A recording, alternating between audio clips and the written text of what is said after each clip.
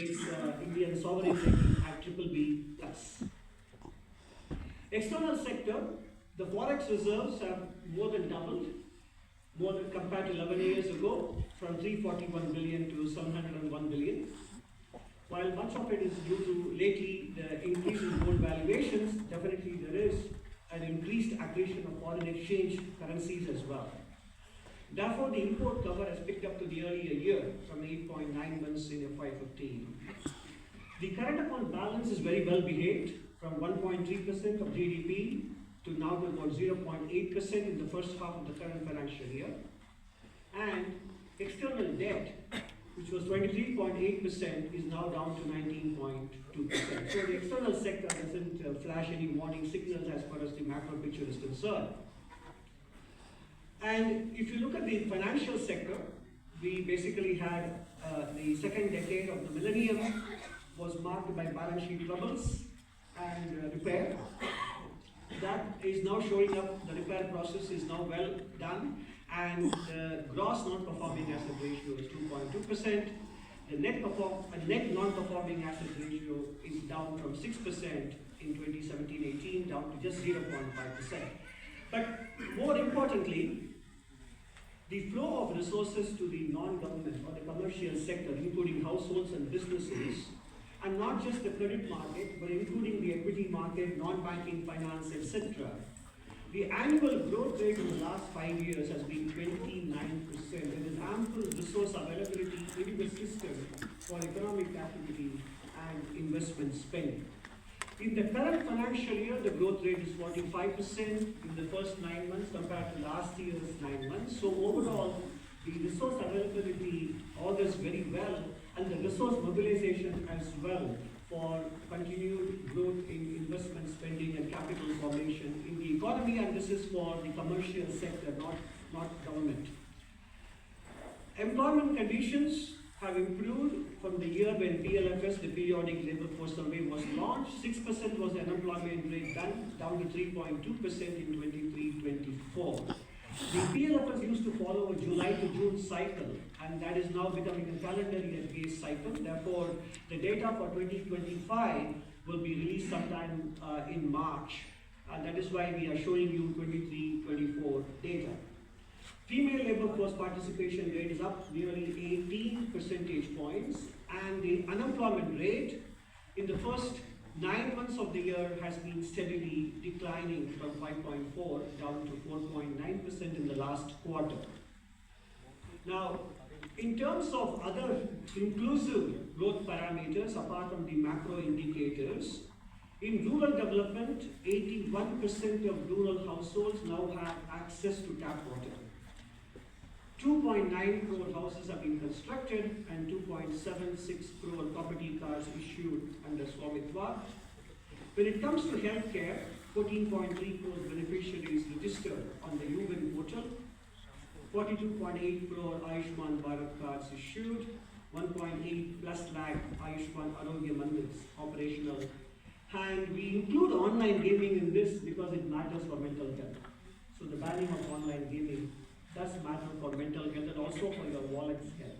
So that is why we included the Online Gaming Act, Regulation Act of 2025 in this category. When it comes to education, there was a concern that post-COVID, because of the school shutdown for long periods, there would be a slippage in functional literacy and numerical skills. But the latest annual State of Education report does give us very encouraging signs.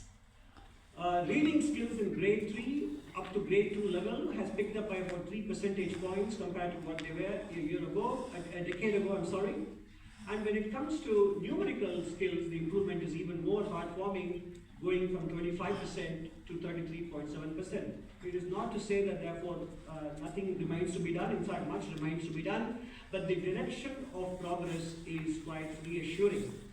When it comes to enrollment, I think India has fixed that problem mostly. Now we are focusing on the quality of educational outcomes, because up to middle school level enrollment is almost 100%, up to high school it's about 80%, and up to secondary school it's about 60% or so. And in tertiary education we have a target of 50% and we are somewhere around 32%.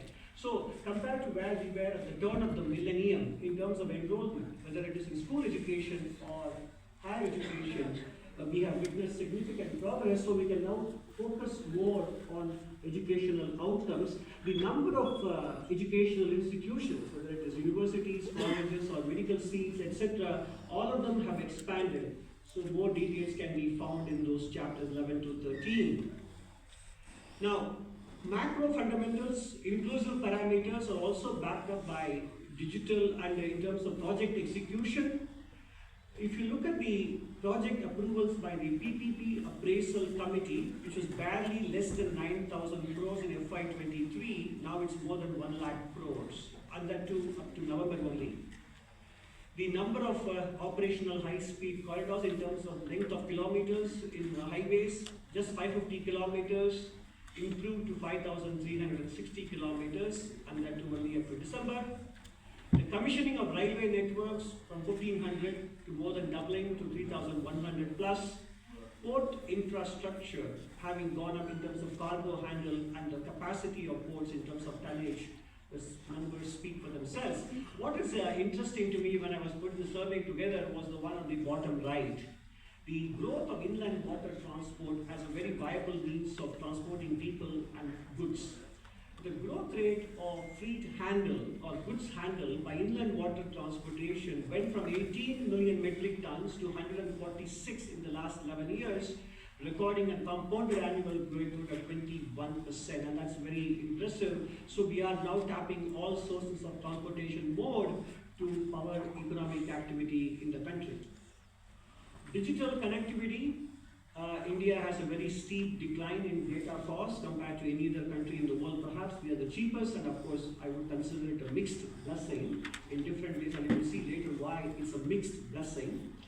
Number of broadband subscribers has gone up from 6 crores to 100 crores, and in terms of the Department of Telecom, in terms of deregulation processes, the application approval time for centralized right-of-way portals has come down by 90% from 450 days to just 40 days. And in terms of rural connectivity, more than 13,000 towers operational, nearly 20,000 villages with 4G mobile, and 2.1 lakh gram panchayats connected with broadband. And therefore, given the good growth performance and the kind of foundation laid for sustained growth into the second half of this decade, we are now projecting FY27 growth at between 6.8 and 7.2%. So therefore your midpoint is 7% on top of the growth rates we have achieved post-COVID, with the most recent estimate being 7.4 for FY26. So in other words, we are projecting, notwithstanding the global situation, we are projecting on the back of domestic accomplishments and domestic reforms that the growth momentum is intact, and we will be able to grow at between 6.8 and 7.2% in real terms. We are aware that the base year revision will be announced in the end of February, and we are confident that we will be able to maintain this growth rate under the new base year and data from MOSPEED.